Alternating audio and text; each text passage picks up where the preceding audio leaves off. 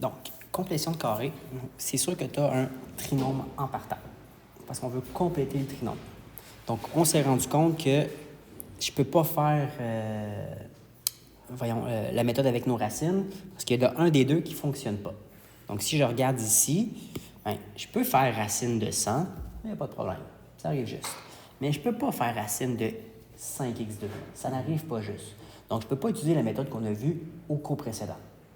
Donc, il faut que je trouve un moyen de transformer ça d'une manière ou d'une autre en un trinôme pour faire un carré parfait. Ça va? Donc, la première étape, c'est d'aller chercher faire une mise en évidence de façon à avoir que x à la 2 seul. Donc, comme tu peux voir en ce moment, tu as un 5x à la 2. Donc, je vais venir mettre en évidence le 5 afin de garder juste le x à la 2. Ça va? Donc, on vient placer notre 5 ici en avant, notre x à la 2, et là, on se pose les questions. Bien, 5 fois quoi me donne 60x? C'est 12x. 5 fois quoi va me donner 100? C'est 20. Donc là, je viens de réécrire la même équation, mais avec la mise en évidence. Une fois que ça s'est fait, là, on vient compléter le carré, c'est-à-dire on vient ajouter des éléments de façon à pouvoir, après ça, faire des mises en évidence en paquet de 2. Donc, on veut avoir 4 termes au bout de la ligne. OK? Donc, je vais revenir ici. La façon pour savoir, en fait, qu'est-ce qu'il faut ajouter ou enlever, c'est tout simplement avec la petite formule qui est ici, que je vais réécrire. Donc, ce qu'il faut ajouter,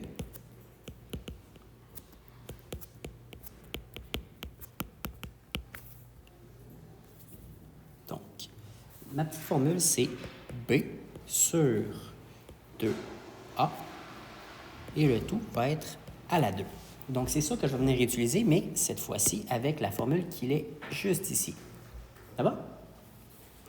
Donc, on fait notre petit calcul.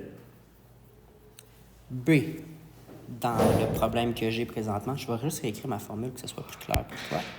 5x2 plus 12x plus 20. Mon A, il est ici. Mon B, il est là. Et mon C, il est à la fin. Ça va pour ça? Donc, ma formule me dit B, ce qui se trouve être 12, sur 2 fois 1. Et le tout, on va mettre ça à la 2. Ça va jusque là? Donc, on fait notre calcul. 2 fois 1, c'est 2. 12 divisé par 2, c'est 6. Et à la 2, ce qui nous donne 36. Donc, il faut venir ajouter et enlever 36. Ça va jusque-là? À l'étape suivante, on vient inclure la réponse à notre calcul.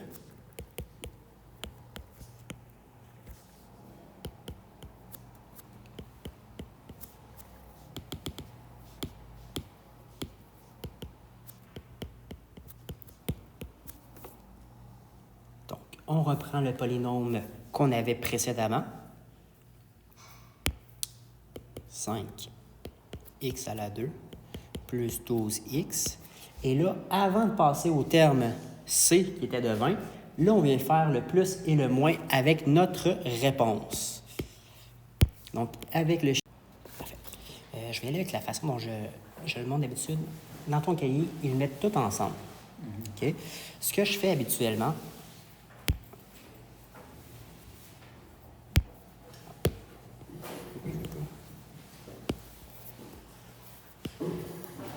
qu'est-ce qui se passe?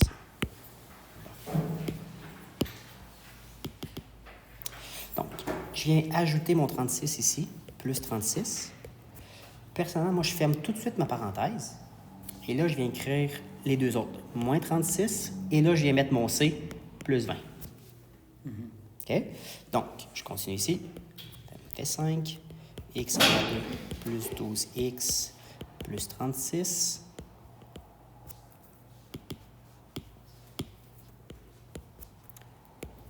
moins 16. Ça va jusque-là? Et là, ce qu'on remarque, c'est qu'ici, à l'intérieur, notre parenthèse, ben, c'est un trinôme carré parfait.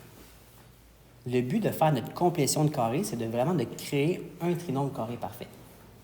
Ça va? Trinôme carré parfait, est-ce que tu te souviens comment le réduire, celui-là? Non. C'est un des que tu as vu par le passé, là, qui n'est pas très compliqué. Donc, je vais garder mon 5 en avant. Il n'a pas bougé.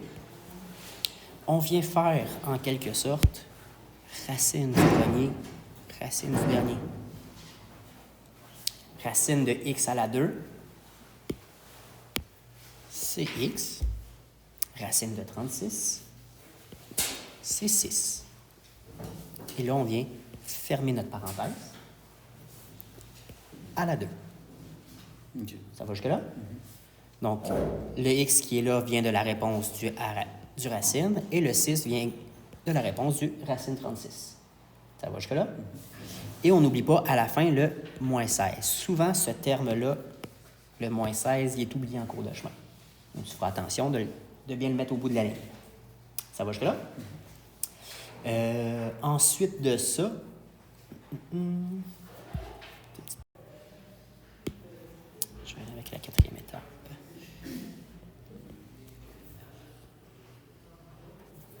Notre 5 reste en avant.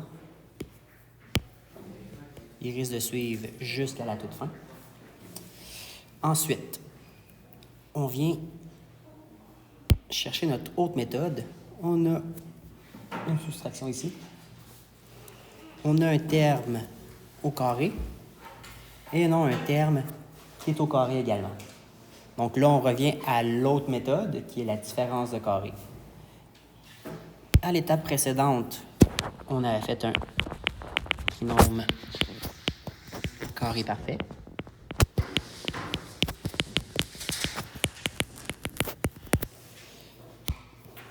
Ici, on va aller faire une différence de carré. Est-ce que jusque-là, ça va? Okay. Donc, tu as une soustraction ici. Tu as un nombre qui est un carré. Tu as un nombre au complet qui est un carré. Ça va? Donc, on vient reprendre... la méthode nous dit, ben, quand tu fais une soustraction de deux chiffres qui sont des carrés, on fait la racine de chacun et on les met un parenthèse avec le plus puis un parenthèse avec le moins. Est-ce que ça va? Ouais. La différence de deux carrés? Ouais, mais c'est ça que je disais. Mais si on met un plus, ça n'a pas rapport. Donc, on vient réécrire les deux morceaux. X plus 6, 1 avec la réponse positive de la racine plus 4, et 1 avec l'essai négatif de la racine également. Ça va? Tu remarques qu'à l'intérieur de chacune des parenthèses, il y a des petites choses que tu peux calculer. Donc, le X reste là. 6 plus 4, c'est 10. Et après ça, 6 moins 4, on a 2. Comme ça ici. Et là, je n'ai plus aucun exposant. J'ai ramené ça au plus simple que je pouvais être.